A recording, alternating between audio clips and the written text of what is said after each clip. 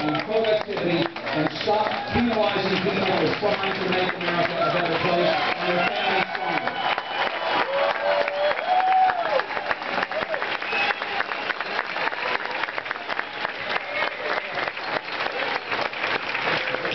I know you've got a lot of choices running for president, but let me tell you something you won't have to be worried about with this guy.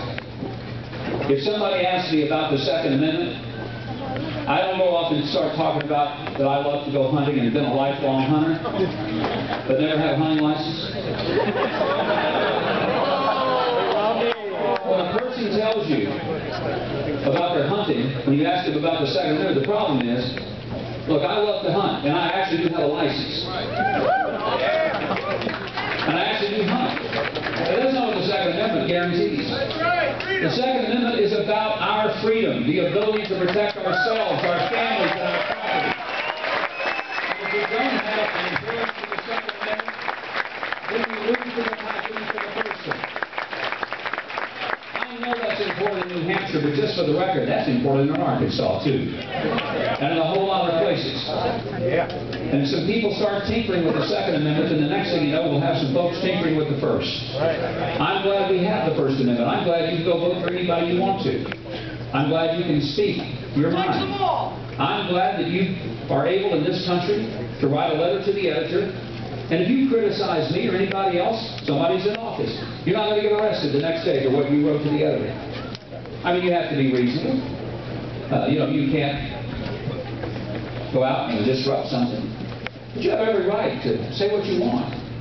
And what a great privilege it is. There are a lot of places on this planet where if you express yourself, like some of you do on talk radio, when you call in, you get shot. Unfortunately, that's not going to happen to you here. Because we have something that we value, and it's called liberty. And it's the greatest gift that any person ever gets. And our founding fathers understood that great gift. And they understood this. They understood that it didn't come from our government. The government didn't give us liberty. Government can only help to guarantee that we maintain it and keep it. But here's what they said when they created this nation. They said, we hold these truths to be self-evident. That means they're so obvious that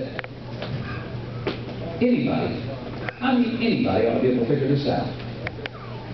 That all men are created equal and are endowed by their Creator with certain inalienable rights, which means nobody can take them away because they're impossible to alienate from us.